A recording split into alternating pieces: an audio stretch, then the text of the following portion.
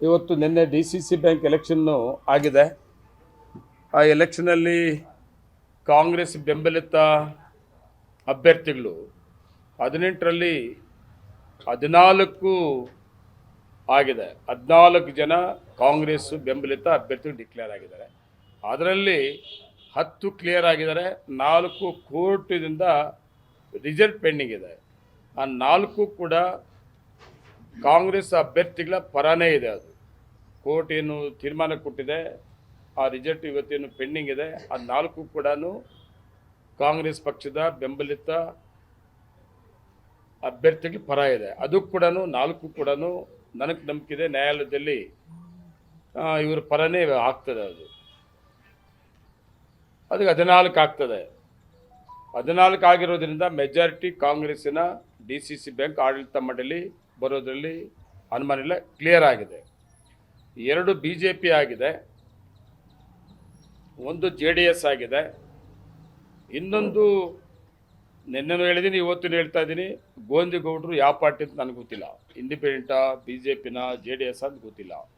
ನಾನು ಯಾಕೆ ಹೇಳ್ತೀನಿ ಮಾತಂದರೆ, ಒಂದು ಕಡೆ ಕಾಂಗ್ರೆಸ್ ಅಂತಾರೆ, ಒಂದು ಕಡೆ BJP ಸಪೋರ್ಟ್ ತಗೊಂತಾರೆ, ಇನ್ನೊಂದು ಕಡೆ JDS ಅಂತಾರೆ. ನಿನ್ನೆ ಎಲೆಕ್ಷನ್ ನಡೀತಾ ಇದ್ದರೆ ಒಂದು ಕ್ಯಾಂಡಿಡೇಟ್ಗಳೊಂದು ಪೆಂಡಲ್ ಹಾಕಿದರು.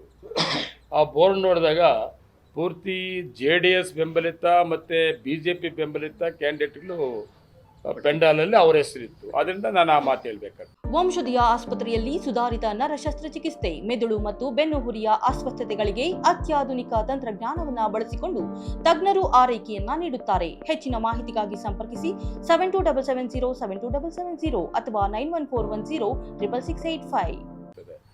ಅದೇನೇ ಆದರೂ ಕೂಡ ನಮಗೆ 4 DCC ಬ್ಯಾಂಕ್ ಅವಶ್ಯಕತೆ ಇಲ್ಲ. 14 ಕಾಂಗ್ರೆಸ್ ಪಕ್ಷ ಇರೋದ್ರಿಂದ, ಆ ಬೆಂಬಲಿತ ಅಭ್ಯರ್ಥಿಗಳು ಆಯ್ಕೆ ಆಗಿರೋದ್ರಿಂದ ಏನು DCC ಬ್ಯಾಂಕ್ ಆಡಳಿತ ಇವತ್ತು ಕಾಂಗ್ರೆಸ್ಸಿನ ಆಡಳಿತ ಆಗಿದೆ. ಹಿಂದೆ ಸನ್ಮಾನ್ಯ ಮುಖ್ಯಮಂತ್ರಿ ಸಿದ್ದರಾಮಯ್ಯವರು ಈ DCC ಬ್ಯಾಂಕ್ ಕೊಟ್ಟಂಥ ಶಕ್ತಿ, ಕೋಲಾರ DCC ಬ್ಯಾಂಕು ಮುಗಿದೇ ಹೋಗಿತ್ತು. ಅಂಥ ಸಂದರ್ಭದಲ್ಲಿ ನಾವು ನೆನಪು ಮಾಡ್ಕೊಬೇಕಾಗ್ತದೆ.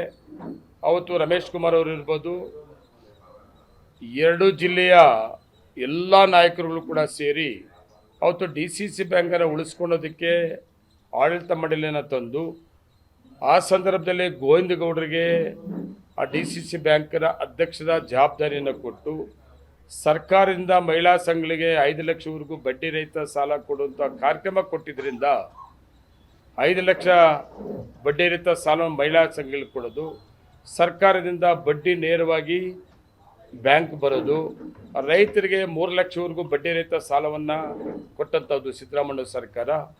ಅದು ಅಸಲನ್ನು ರೈತರ ಕಟ್ಟಿಸ್ಕೊಳ್ಳೋದು, ಬಡ್ಡಿಯನ್ನು ನೇರವಾಗಿ ಸರ್ಕಾರ ತುಂಬಿಸೋಂಥದ್ದು.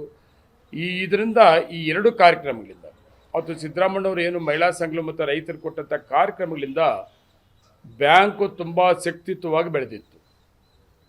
ಅದಾದಮೇಲೆ 1 ವರ್ಷದಿಂದ ಬೇರೆ ಬೇರೆ ಇಶ್ಯೂಸು, ಪ್ರಾಬ್ಲಮ್ಸ್ಗಳಾಗಿ ಮಹಿಳಾ ಸಂಘಗಳಿಗೆ ಸಾಲ ಕೊಡಲಿಲ್ಲ, ರೈತರಿಗೆ ಸಾಲ ಕೊಡಲಿಲ್ಲ, ಮತ್ತು ಮಹಿಳಾ ಸಂಘಗಳು ಕೊಟ್ಟಂಥ ಸಾಲ ವಾಪಸ್ ಕೊಟ್ಟ ಮೇಲೆ ಮತ್ತೆ ಅವರಿಗೆ ವಾಪಸ್ ಕೊಡಲಿಲ್ಲ. ಅದರಿಂದ ಮಹಿಳಾ ಸಂಘಗಳು ತುಂಬ ತೊಂದರೆ ಕೂಡ ಆಗಿತ್ತು. ಮತ್ತು ರೈತರದು ಸೇಮ್ ಅದೇ ಥರ ಆಗಿತ್ತು. ರೈತರು ಕೂಡ ಸಾಲವನ್ನು ಕಟ್ಟಿದಂಥ ಸಾಲವನ್ನು ವಾಪಸ್ ಕಟ್ಟಿ ವಾಪಸ್ಸು ಕೊಡಲಿ, ಮತ್ತೆ ಸಾಲ ಬೇಕು ಅಂತ ಕೊಡಲಿಲ್ಲ. ಅದ್ರ ಜೊತೆಗೆ ಸುಮಾರು ಪ್ರಾಬ್ಲಮ್ಸ್ ಕೂಡ ಇಶ್ಯೂ ಆಗಿತ್ತು. ಅದರಿಂದ ಸುಮಾರು 1 ವರ್ಷದಿಂದ ಆಡಳಿತ ಮಂಡಳಿ ಇಲ್ಲಿದೆ, DCC ಬ್ಯಾಂಕ್ ಆಡಳಿತ ಇಲ್ಲಿದೆ, ನಮ್ಮ ರೈತರಿಗೆ ಮತ್ತು ಮಹಿಳಾ ಸಂಘಗಳಿಗೆ ತೊಂದರೆ ಆಗಿತ್ತು. ಇವತ್ತು ಕಾಂಗ್ರೆಸ್ಸಿನ ಆಡಳಿತ ಬಂದಿರೋದ್ರಿಂದ, ಆಡಳಿತ ಮಂಡಳಿ ಅತಿ ಹೆಚ್ಚಿನ ಅಭ್ಯರ್ಥಿಗಳಾಗಿರೋದ್ರಿಂದ ಆದಷ್ಟು ಬೇಗನೆ ಆಡಳಿತ ಮಂಡಳಿ ಅಧ್ಯಕ್ಷ ಚುನಾವಣೆ ಆಗಿದ್ದ ತಕ್ಷಣ ಇವತ್ತು ಕಾಂಗ್ರೆಸ್ ಸರ್ಕಾರ ಇರೋದ್ರಿಂದ ಸನ್ಮಾನಿಸಿದ ಸಿದ್ದರಾಮಯ್ಯವರು 2ನೇ ಅವಧಿಗೆ ಮುಖ್ಯಮಂತ್ರಿಗಳಾಗಿದ್ದು, ಮೊದಲನೇ ಬಜೆಟಲ್ಲಿ ಮೊದಲು ಮುಖ್ಯಮಂತ್ರಿ ಆಗಿದ್ದಾಗ 3 ಲಕ್ಷವರೆಗೂ ಬಡ್ಡಿ ರಹಿತ ಸಾಲವನ್ನು ಏನಿತ್ತು ರೈತರಿಗೆ, ಅದು 5 ಲಕ್ಷವರೆಗೂ ಬಡ್ಡಿ ರಹಿತ ಸಾಲ ಅಂತೇಳಿ ಡಿಕ್ಲೇರ್ ಮಾಡಿದ್ದು ತಮಗೆಲ್ಲ ಗೊತ್ತಿರುತ್ತೆ. ಅದು ಅನುಕೂಲ ಆಗ್ತದೆ. ಅದ್ರ ಜೊತೆಗೆ ಏನು ಮಹಿಳಾ ಸಂಘಗಳಿಗೆ ಅನ್ಯಾಯ ಆಗಿತ್ತು, ತೊಂದರೆ ಆಗಿತ್ತು, ಮತ್ತೆ ಸಾಲಗಳು ಮಹಿಳಾ ಸಂಘಗಳಿಗೆ ಕೊಡುವಂಥದ್ದು ಅದನ್ನು ಮುಂದುವರಿಸೋದ್ರ ಜೊತೆಗೆ ಮತ್ತು ಕೆಲವು ಕಂಪ್ಲೇಂಟ್ಸು ಬಂದಿದೆ 2 ಜಿಲ್ಲೆಯಲ್ಲಿ. ನನ್ನ ತಾಲೂಕಲ್ಲೂ ಕೂಡ ನಾನು ಬೇರೆ ಕಡೆ ಕಂಪ್ಲೇಂಟ್ಸ್ ಬಂದ ಮೇಲೆ FIRಗಳಾದಮೇಲೆ ನನ್ನ ತಾಲೂಕು ಪೊಸಿಷನ್ ಏನು ಅಂತ ನಾನು ಕೂಡ ಹುಡುಕಕ್ಕೆ ಹೋದಾಗ ಕೆಲವು ಮಹಿಳಾ ಸಂಘಗಳು ಸಾಲವನ್ನು ತಗೊಂಡು ಸಾಲವನ್ನು ಕಟ್ಟಿ ಮತ್ತೆ ವಾಪಸ್ ಸಾಲ ಬೇಕು ಅಂತ ಕೇಳಿ ಅವ್ರದ್ದೆಲ್ಲ ಸೈನ್ಗಳಾಕ್ಸ್ಕೊಂಡು ಮತ್ತೆ ಸಾಲ ಕೊಟ್ಟಿಲ್ಲ. ಸಾಲ ಕೊಡಲಿಲ್ಲ ಅಂತೇಳಿ ಸುಮ್ಮನೆ ಮಹಿಳಾ ಸಂಘ ಇದ್ದಾರೆ. ಆದರೆ ಆ ಮಹಿಳಾ ಸಂಘಗಳಿಗೆ DCC ಬ್ಯಾಂಕಿಂದ ಸ್ಯಾಂಕ್ಷನ್ ಆಗಿದೆ, ದುಡ್ಡು ಡ್ರಾ ಆಗಿದೆ. ಆದರೆ ಆ ಮಹಿಳಾ ಸಂಘ ದುಡ್ಡು ಸೇರಿರಲಿಲ್ಲ. ಮತ್ತು ಅದರಿಂದ ಎಷ್ಟು ಜನಕ್ಕೆ ಅನ್ಯಾಯ ಆಗಿದೆ.